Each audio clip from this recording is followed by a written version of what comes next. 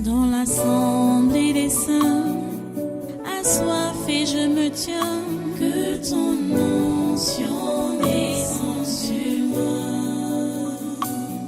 Conscient que mon destin est dans le creux de ta main, que ton onction descende sur moi. Je suis disposé, assoiffé, que ton onction descende sur moi. Je suis disposé, assoiffé, que ton onction descende sur moi.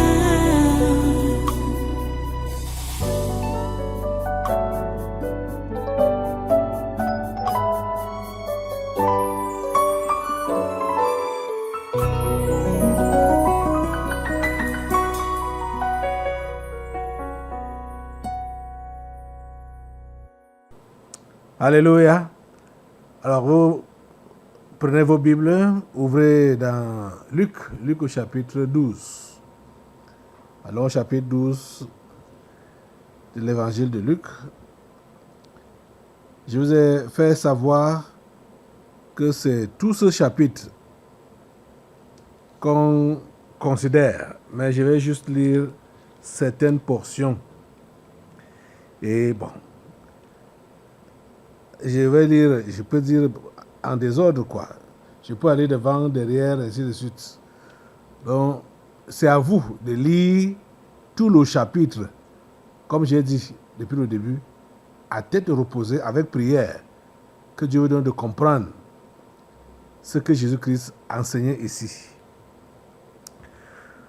Nous sommes en train d'enseigner, bien sûr, sur la délivrance des esprits familiers et de la sorcellerie. Et n'oubliez pas de considérer le chapitre 2 de Luc, les versets 33 et 34. C'est ça qui est introduit. Et maintenant, là, ici, Jésus donne, je peux dire, le plein enseignement sur ce que Siméon avait prophétisé sur lui, à Marie et à Joseph. Un signe qui provoquera la contradiction. Et si tu es chrétien, tu es aussi ce signe-là qui doit provoquer la contradiction. Quand tu as cru en vrai, tu dois être un signe qui provoque la contradiction. Voilà. Luc chapitre 12. Considérons maintenant les versets 49 à 53. Je vous le redis que c'est du premier verset jusqu'au verset 59. C'est-à-dire tout le chapitre 12. Ok. Verset 49 à 53. Voici donc ce qui est écrit. C'est Jésus qui parle. Il dit: Je suis venu jeter un feu sur la terre.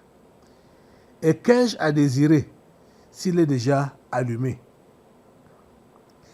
Il est un baptême dont je dois être baptisé, et combien il me tarde qu'il soit accompli. Verset 51. Pensez-vous que je sois venu apporter la paix sur la terre? Non, vous dis-je, mais la division. Verset 52. Car désormais, 5 dans une maison seront divisés. 3 contre 2 et 2 contre 3. Verset 53. Le Père contre le Fils et le Fils contre le Père. La mère contre la fille et la fille contre la mère. La belle-mère contre la belle-fille et la belle-fille contre la belle-mère. Prions le Seigneur. Dieu Tout-Puissant, nous te remercions pour ta parole de ce jour et de ces moments que tu nous donnes. Nous te prions, Père Saint, que tu puisses ouvrir nos esprits, notre entendement, afin que nous puissions comprendre ton enseignement. Donne la grâce de pouvoir t'obéir en appliquant cet enseignement. Oh Dieu, s'il te plaît, tous ceux-là qui sont tellement accrochés à leur position, Seigneur, décroche-les ce matin sur leur position et donne-leur de s'aligner derrière toi pendant qu'ils suivent cet enseignement. S'il te plaît, Père Saint, fais-le au nom puissant de Jésus. Nous avons prié. Amen. Amen. Voilà, prenez place dans cette présence. Une fois de plus, soyez les bienvenus à ce conquête du surnaturel de ce 8 décembre 2024. Nous enseignons sur la délivrance des esprits familiers de la sorcellerie. Et nous voyons les pièges des esprits familiers. Les pièges des esprits familiers. Je crois que la communication a déjà saisi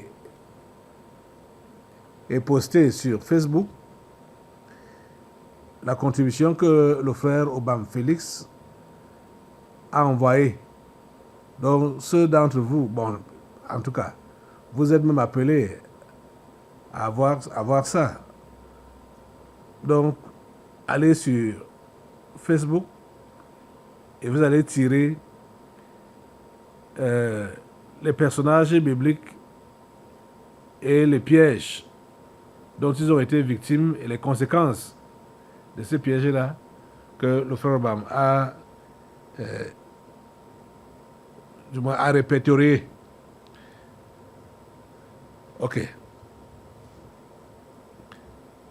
Jésus dit qu'il est venu jeter un feu sur la terre. Et ce feu-là est déjà allumé. Le feu est là pour embraser. Le feu est là pour embraser. Il a jeté et le feu là est déjà allumé. Il dit quelque chose au verset 51. Pensez-vous que je sois venu apporter la paix sur la terre? Jésus s'appelle comment? Parmi ses noms. Il s'appelle le prince de paix, non? Mais écoutez la question qu'il pose et la réponse qu'il donne lui-même. Il dit, pensez-vous que je sois venu apporter la paix sur la terre? Il répond, non. Vous dis-je, mais la division. Vous voyez, c'est pourquoi je vais dire de ne pas oublier le chapitre 2 de Luc et le verset 34 surtout. Cet enfant est destiné à amener la chute et le relèvement de plusieurs en Israël et à devenir un signe qui provoquera la contradiction. C'est ça que Jésus lui-même confirme encore ici, là, en disant, pensez-vous que je sois venu apporter la paix sur la terre? Non, vous dis-je, mais la division. Et il va dans les détails au verset 52, car désormais 5 dans une maison seront divisés, 3 contre 2 et 2 contre 3. Verset 53, le père contre le fils et le fils contre le père, la mère contre la fille et la fille contre la mère, la belle-mère contre la belle-fille et la belle-fille contre la belle-mère. Les amis, c'est sérieux.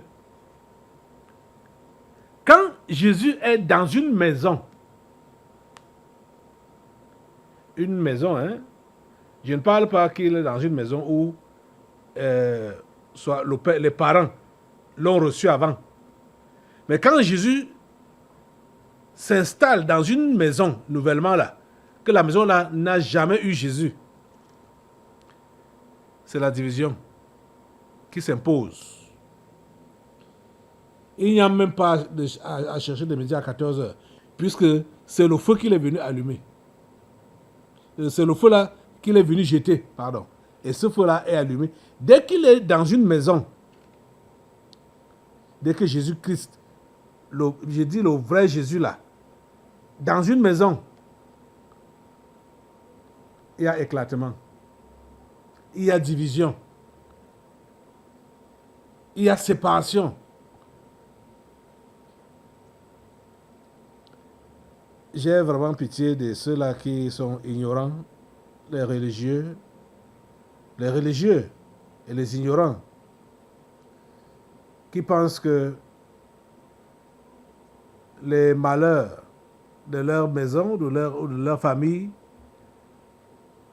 c'est Jésus. Jésus peut les résoudre s'il vient dedans.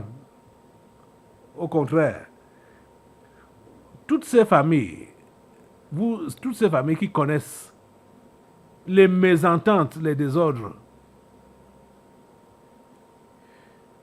il leur faut même Jésus. Il faut que certains d'entre eux, ou bien quelqu'un parmi eux, reçoivent effectivement Jésus. C'est là qu'il y aura alors réellement la part des choses. C'est là qu'il y aura la part des choses. Dès que quelqu'un reçoit effectivement Jésus, c'est là qu'il y aura la part des choses. Celui qui est pour Jésus sera combattu par les autres. Et il sera mis à l'écart. Il sera mis à part. C'est normal que ça se passe comme ça. C'est normal que ça se passe comme ça. Si ça ne se passe pas comme ça, ça veut dire quoi? Les esprits familiers ont utilisé ou utilisent les pièges pour maintenir celui-là qui a reçu Christ attaché à eux dans cette famille. Vous comprenez ça? Jésus avait beaucoup enseigné. Hein? On a là 59 versets. Oui, 59 versets. C'était un long enseignement. Même comme il avait été interrompu par ce monsieur. Mais son interruption a permis même que Jésus puisse développer autre chose avant de revenir renchérir tout ce qu'il avait à dire à ses amis, à ses disciples et à tous ceux-là qui donc l'écoutaient. Les amis, j'espère que vous avez lu. J'espère que vous avez lu ce chapitre 12. Chacun en ce qui le concerne. Jésus a dit beaucoup de choses. Ici, là, les versets que nous avons considérés maintenant nous parlent de la division. Nous parlent des mésententes dans des familles. La division, la séparation. Une famille de 5 personnes. Jésus précise que 3 vont lutter contre 2 ou 2 lutter contre 3. Le père va lutter contre son fils, le fils contre son père. La mère contre sa fille et la fille contre sa mère. Belle-mère contre belle-fille, belle-fille contre belle-mère. Ainsi de suite. Mais vous savez, j'ai déjà vu,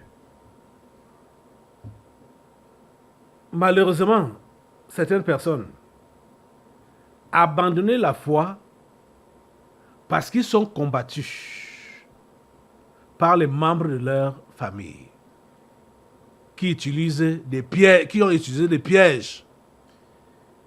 Un mari, par exemple, qui va utiliser des pièges en prétextant que sa femme est insoumise. Donc le pied de l'insoumission. Pour dire donc à sa femme, la Bible a dit, femme, obéissez à vos maris.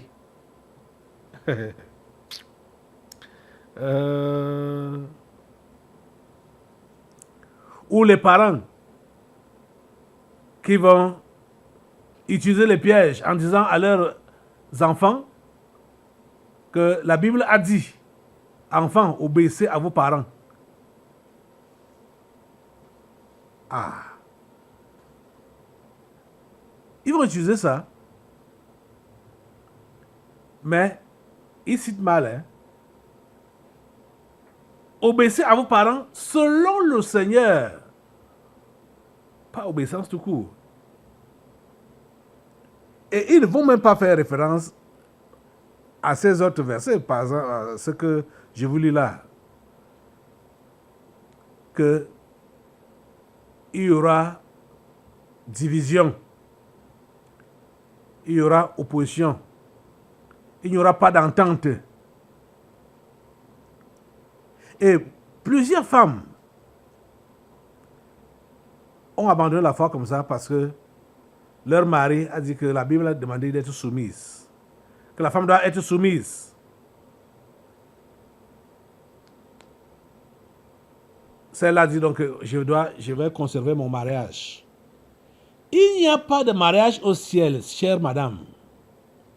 Tu vas conserver ton mariage. Tu conserveras ce mariage-là jusqu'en enfer. Même en enfer, il n'y a pas de mariage, malheureusement. Au ciel, il n'y a pas de mariage. En enfer, il n'y a pas de mariage. Le mariage est seulement sur cette terre.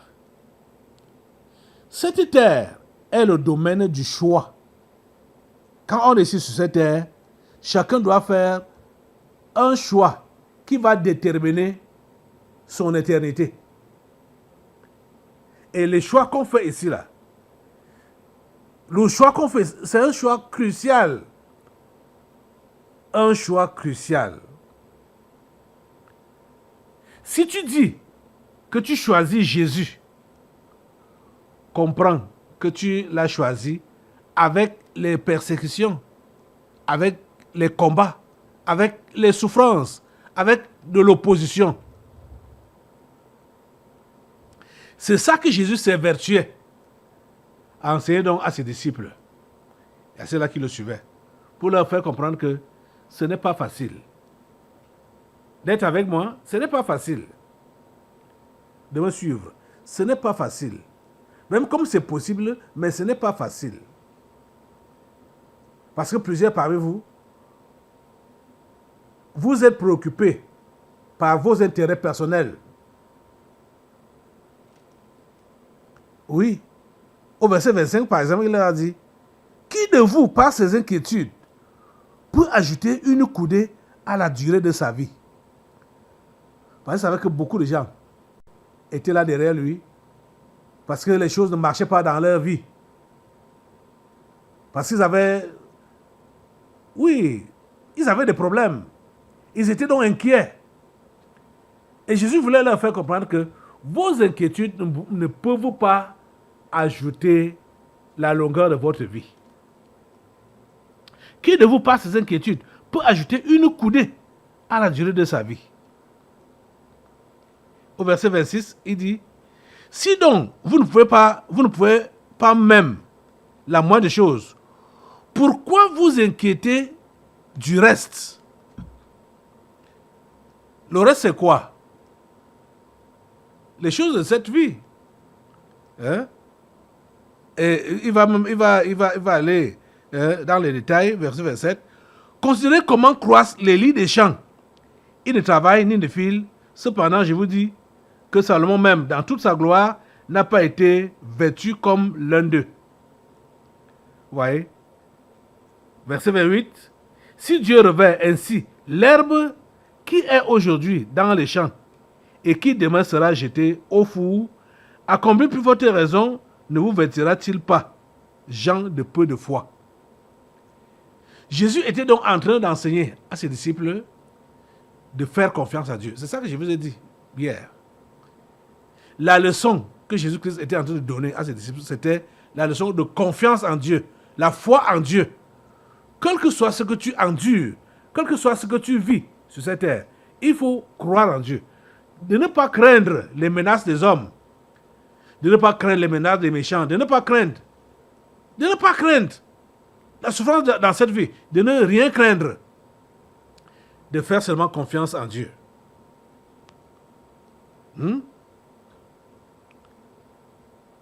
Si Dieu revêt ainsi l'herbe qui est aujourd'hui dans les champs et qui demain sera jetée au four, à combien plus forte raison ne vous vêtira-t-il pas, gens de peu de foi? Et c'est comme ça que vous êtes. Vous êtes dans les inquiétudes, dans les lamentations, les pleurs.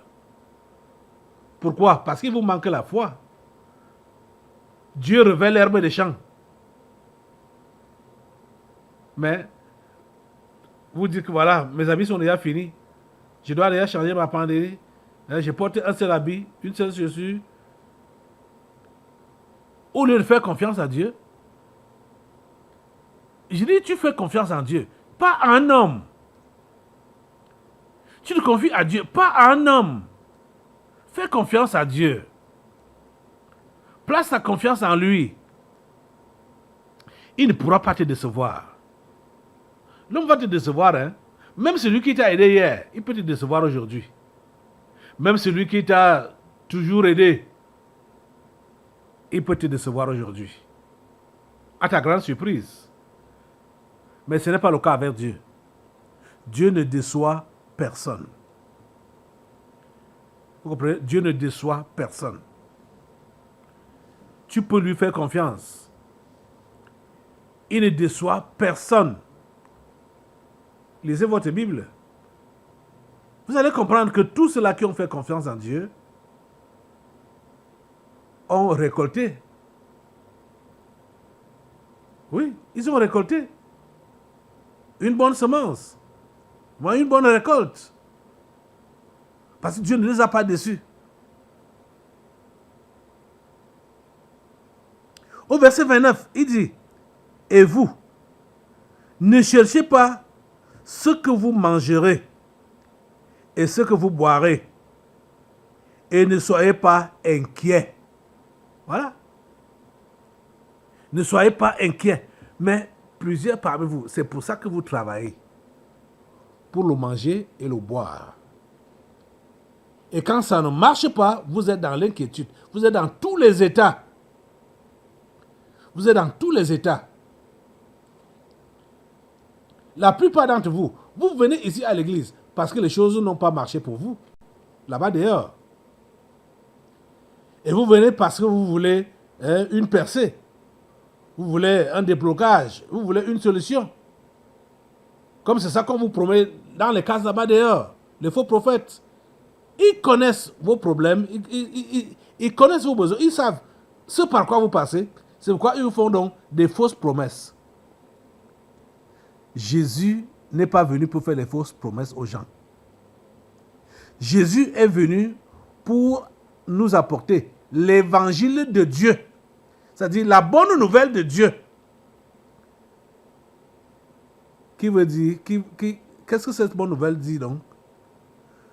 C'est vrai. Dieu a vu notre souffrance et il est descendu jusqu'à nous pour nous sauver, pour nous arracher de cette souffrance-là et nous donner la vie éternelle. La vie éternelle, pas la vie sur cette terre. La vie éternelle n'est pas sur cette terre. Donc, il faut que nous lui fassions confiance pendant que nous cheminons avec lui ici sur la terre, malgré tout ce par quoi on peut traverser. Mais ce n'est pas cet évangile-là qui est prêché. Ce que vous entendez dehors là-bas, c'est que Dieu va vous bénir ici et maintenant. Dieu va vous guérir ici et maintenant. Dieu va vous élever ici et maintenant. Dieu vous donne un mari ici et maintenant. Dieu vous donne une femme ici et maintenant. Il vous donne des voitures, des maisons ici et maintenant. C'est ça que vous entendez là-bas dehors. Et comme c'est votre désir d'avoir ces choses-là, vous courez après pour avoir, mais vous êtes déçus. Parce qu'ils vont vous dépouiller et vous allez partir étant pire même que au temps où vous êtes entré dans ce milieu-là. Vous n'avez rien reçu. Vous êtes plutôt empiré, vous vous êtes appauvri. Jésus ne prêchait pas le genre d'évangile là. Ce n'est pas ça que Jésus prêche et ce n'est pas ça qu'il nous a dit de prêcher. Je vous dis, lisez bien le chapitre 12 de Luc que nous sommes en train de commenter là. Qu'est-ce que Jésus dit? Et vous, ne cherchez pas ce que vous mangerez et ce que vous boirez. Et ne soyez pas inquiets. Le verset 30 dit, car toutes ces choses, ce sont les païens du monde qui les recherchent. Vous comprenez donc que les églises qu'on appelle là, églises de réveil, machin, tout ça là, ce sont les églises des païens. Ce sont les églises des païens du monde. Ce sont le pasteur et le premier païen, avec les fidèles païens, qui sont là derrière les choses, derrière les bénédictions, derrière de l'argent, derrière les richesses, derrière les choses de cette vie. Voilà, ce n'est pas moi qui le dis. C'est Jésus qui dit que, car toutes ces choses, ce sont les païens du monde qui les recherchent. Votre Père sait que vous en avez besoin. Dieu connaît tes besoins. Dieu connaît vos besoins. Oui. Parce que les églises des païens là, on bénit tout le monde. On donne de l'argent à tout le monde. Entre guillemets, hein? C'est bien sûr, entre guillemets. On bénit tout le monde, entre guillemets. On donne l'argent à tout le monde, entre guillemets. On donne la femme à tout le monde. On donne les femmes à tout le monde. On donne les maris à tout le monde. On donne des villas, hein, des duplex, des voitures à tout le monde. C'est tout le monde qui doit avoir ces choses-là. Les païens du monde. Voilà leur évangile là-bas. Voilà leur évangile. Ça ne leur dit rien que vous soyez là et vous n'êtes pas convertis, vous vivez une vie sale, on va vous donner un mari, on va vous donner une femme, on va vous donner des maisons et de l'argent, on va vous donner. Je mets bien ça entre guillemets. Quelle que soit votre vie que vous menez, ils prétendent vous donner des choses. C'est pas ça que Jésus prêche et qu'il a demandé de prêcher. Ce n'est pas ça l'évangile. Ça, c'est l'évangile des païens là-bas. C'est les églises des païens là-bas. Donc, quand vous entendez parler de recevoir Jésus ou de devenir réellement chrétien, ça veut dire que tu as abandonné la vie mondaine. Tu as abandonné la vie du péché. Tout le monde sait ce qu'on appelle péché. Hein? Tu as abandonné cette vie-là. Mais vous autres, vous venez, soi-disant, chez Dieu, mais vous tenez votre péché d'une main et vous voulez tenir la bénédiction de Dieu de l'autre main. Ça ne peut pas marcher. Ça ne peut pas marcher. Vous comprenez ça? Ça ne peut pas marcher. Car toutes ces choses, ce sont les païens du monde qui les recherchent. Donc, quand tu es derrière ces choses, il faut comprendre que tu es païen du monde. Tu es païen du monde. Donc, quand tu es là, derrière les bénédictions matérielles, derrière les bénédictions financières, derrière le mariage, derrière l'élévation, derrière la nomination, quand tu es derrière ces choses-là, tu es un païen du monde. Tu es un païen du monde. Ce n'est pas moi qui le dis. C'est Jésus qui le dit. Votre Père sait que vous en avez besoin. Dieu connaît vos besoins. Et il sait comment et quand les rencontrer. Vos besoins. Vos besoins. Je parle bien de vos besoins. Et c'est de ça que Jésus parle aussi. Les besoins. Comprenez ça? Et au verset 31, il dit quoi donc? Cherchez plutôt le royaume de Dieu. Et toutes ces choses vous seront données par-dessus. Voilà donc le secret. Votre Père sait que vous en avez besoin. Mais qu'est-ce que vous devez chercher? Il faut les lui demander. Seigneur, donne-moi, donne-moi, donne-moi, donne-moi ceci, donne-moi ceci, donne-moi cela. Ce n'est pas ça que Jésus dit. Jésus ne demande même pas qu'il faut demander ces choses-là. Jésus dit que ce que vous devez rechercher, c'est le royaume de Dieu. Donc, de chercher par tous les moyens, faire avancer le royaume de Dieu. Et quand tu as décidé de faire avancer le royaume de Dieu, il faut donc comprendre que tu ne seras pas compris par ceux de ta maison. Tu ne seras pas compris par eux. Jamais. Tu ne seras pas compris par eux. Et c'est pourquoi ils arrivent. Il arrive qu'ils vous accusent. J'ai entendu des accusations de ce genre-là. Que oh, depuis que celle-là est allée dans cette église-là, c'est là-bas, c'est l'église qui prend tout son argent. Parfois, on dit ça même des gens qui cherchent même à manger, hein, et qui sont même une charge pour l'église, un fardeau pour l'église. On dit qu'ils ont donné tout leur argent à l'église, qu'ils donnent tout leur argent à l'église. Vraiment. Vous allez entendre. C'est comme ça qu'ils font, c'est comme ça qu'ils disent. Celui-là, ou celle-là, depuis qu'il est dans l'église là, matin, midi, soir, il est à l'église. Tout son argent, c'est à l'église. Tout son temps, c'est à l'église. C'est comme ça qu'ils vous accusent. C'est comme ça qu'ils accusent ceux-là qui se sont engagés pour Dieu et qui veulent donc mettre le royaume de Dieu en avant. Parce que chercher, premièrement, comme on dit, chercher plutôt le royaume de Dieu. Dans Matthieu, il est dit chercher premièrement le royaume de Dieu et sa justice. Et toutes ces choses vous seront données par-dessus. Donc quand vous mettez le royaume de Dieu en avant, on va vous accuser de tout. Et de tout ce qui est faux. Hein? Tout ce qu'on va dire sur vous là, c'est des choses fausses. Juste pour vous noircir. Et ça cherche quoi? Ça cherche à vous attraper et à vous ramener en arrière. Ce sont des pièges. Ces paroles de découragement là, ce sont des pièges pour vous attraper donc et vous ramener en arrière. Si on a constaté que tu pries beaucoup et que tu jeûnes, on dit qu'il ne mange même plus. Regarde, il a maigri, il a fané. Dit vraiment,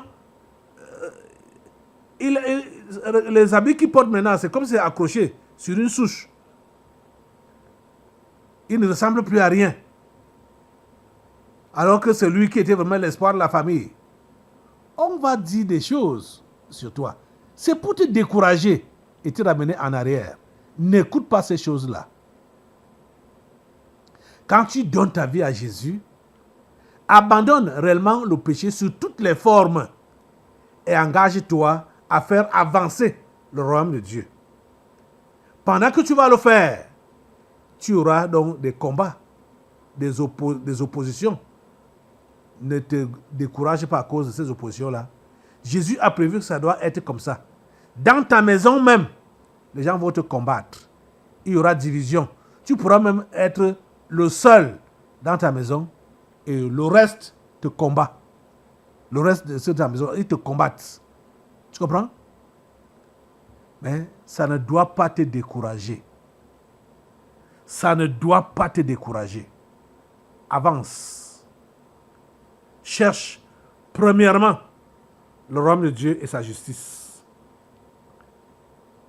On va dire voilà, même le travail qu'il faisait, il a abandonné. Pourquoi? Parce que tu ne vends plus au bar. On va dire que tu abandonnes le travail. Pourquoi? Parce que tu ne triches plus, tu ne fais plus le fait manière. Comme ici au Cameroun, il y a des gens qui ne travaillent pas, qui sont là seulement pour faire le féminin, composer les gens, voler aux gens, et ils ont de l'argent, ils entretiennent des familles. Et quand ceux-là se convertissent, ils doivent abandonner ce genre de vie-là. On va dire que voilà, il ne sert plus à rien. On ne sait pas ce qu'il fait. Il était bien avant. Depuis qu'il est entré dans cette église, il est devenu l'ombre de lui-même. C'est des pièges pour que tu rentres dans la vie sale que tu menais auparavant. Ne regarde pas ça. N'écoute pas ça. Avance. Cherche le royaume de Dieu. Fais avancer le royaume de Dieu. Dans les jeûnes et les prières et dans les témoignages. C'est à cela que Jésus t'a appelé. Tu comprends ça? Donc, ne crains pas de te séparer de ta famille. Ne crains pas de te séparer des tiens. Ne crains pas de te séparer de ton père ou de ta mère, ou de tes enfants, ou de tes frères et sœurs. Ne crains pas cela. Et n'écoute pas leur flatterie quand tu as déjà décidé d'aller après Jésus-Christ. Si je suis en train d'insister sur ça là, je sais qu'il arrive à certains, ils s'engagent réellement pour Dieu comme ça là, ils font même du chemin.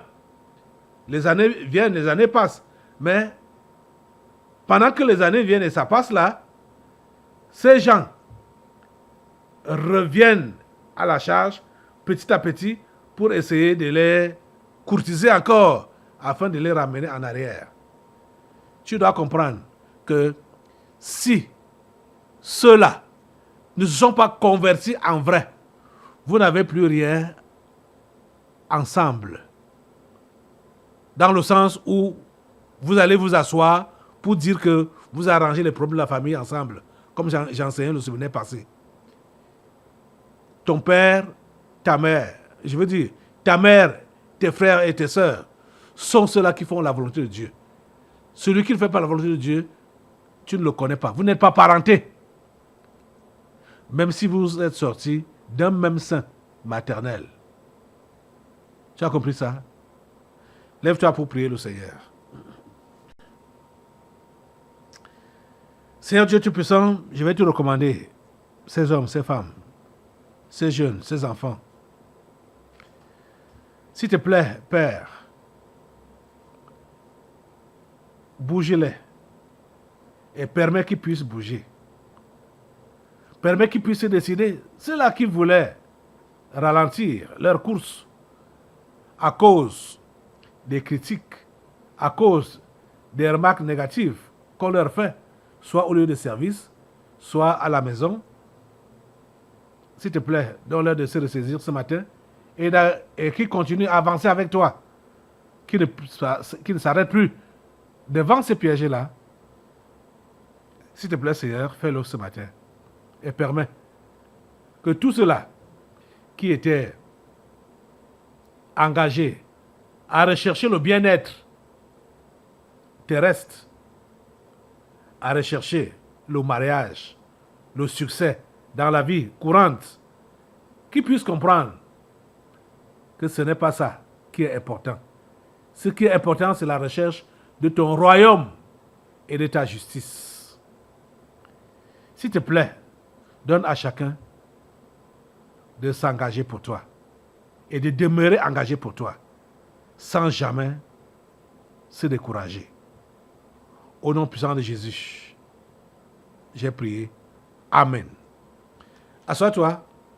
Nous allons maintenant passer aux délivrances prophétiques.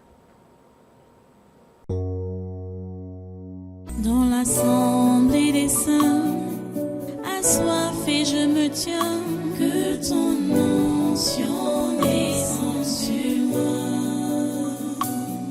Conscient que mon destin est dans le creux de ta main, que ton onction descende sur moi. Je suis